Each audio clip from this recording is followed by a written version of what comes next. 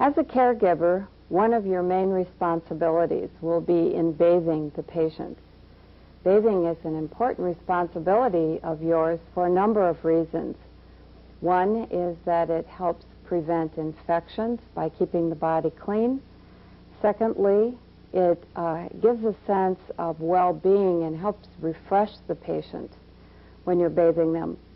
Thirdly, it also gives an opportunity for you to inspect the skin on a very regular basis. Hi, I'm Kathy Getrust, and I'm an instructor in community health. This tape specifically is going to be talking about giving a complete bed bath. A complete bed bath, as the name implies, means that you will be washing the patient's entire body. Usually patients who need this kind of bath are ones that are very weak or very ill and will not be assisting with the bath itself. You will be doing most of the bathing of this complete bed bath on your own. Another tape will be discussing other types of baths that you will be giving, baths such as tub baths, showers, and partial baths. So please watch now as a demonstration of a complete bed bath is given.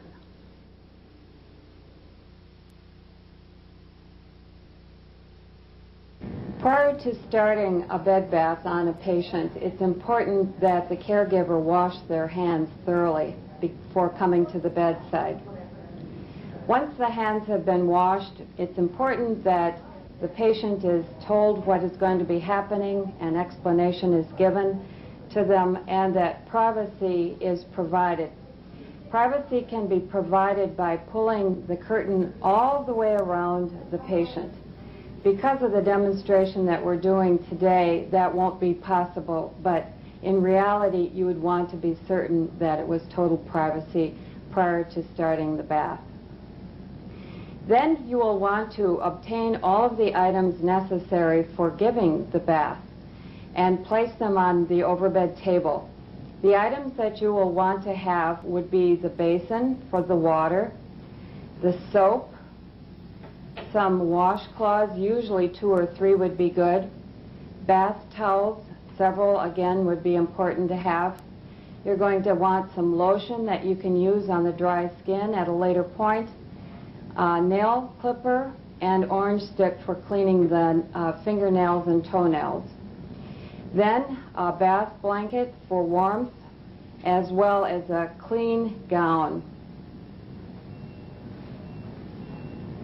The other item that you'll want to have is a laundry hamper or a linen container for the soiled linen after it's removed from the bed.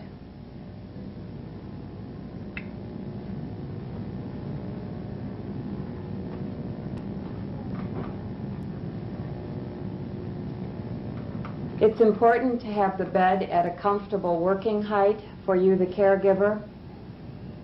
Once that has been achieved for good body mechanics, then the side rail can be lowered, but lowered only on the side of which you are working.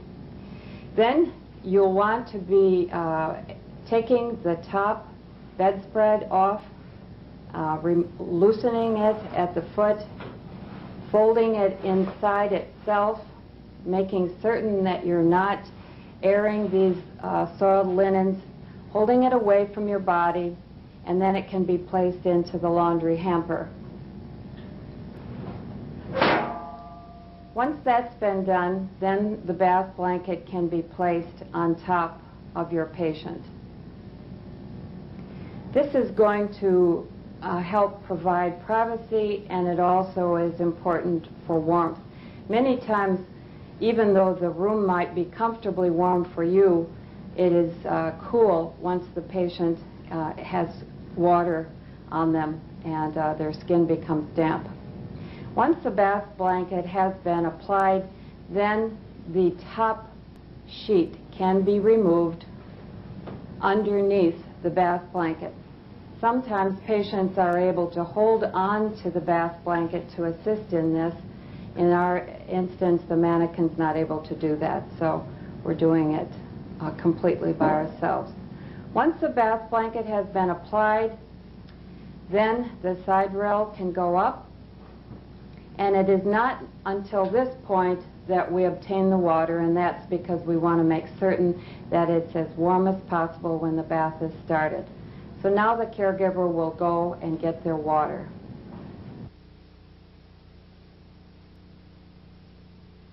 The caregiver is back with the water in the basin, and the water should be approximately 105 degrees. Now the side rail can be lowered and the patient's gown is removed. The patient's gown is loosened in the back. Sometimes they have straps, sometimes they'll have snaps. But you notice that the caregiver is being very careful to remove the gown, but yet not removing the bath blanket so that there's a loss of privacy and warmth. So working underneath the bath blanket, the gown is removed, and since it's soiled, it will be placed in the laundry hamper since a new one will be applied. Now that that's been done, I want to talk a minute about washing with the washcloth for a bath. It works best if a mitt is made, and a mitt is a way to prevent water from dripping on the patient and on the patient's linen, and it also is a way of controlling the washcloth. The caregiver has done it once, and I'd like her to slow it down now and show it in a little bit exaggerated slow motion.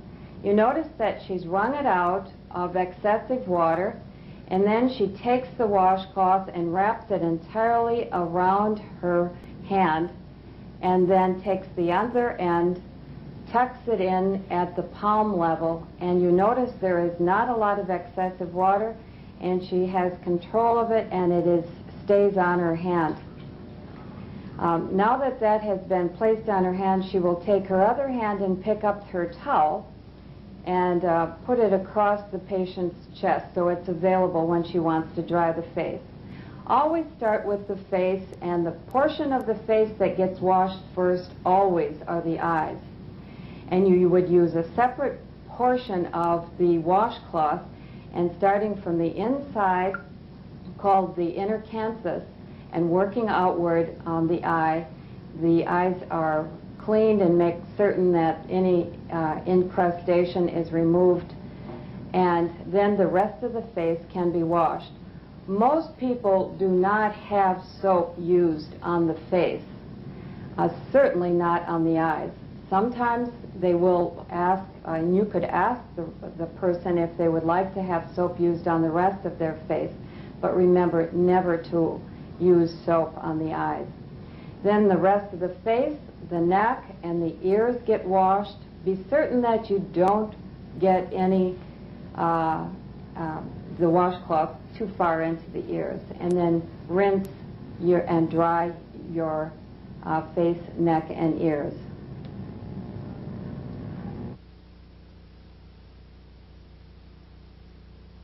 Now it's time to wash the upper extremities. It's important to start with the distal or the far arm first. And the reason for that is you want to be washing from clean to dirty, and you want to don't ever want to wash over a clean area, so you start with the farthest area, and then that will be clean, and then you move to the area closest to you and wash that, and then that will be clean as well. So a towel gets placed underneath the patient's arm, and holding the patient's arm at the joint, you can wash the forearm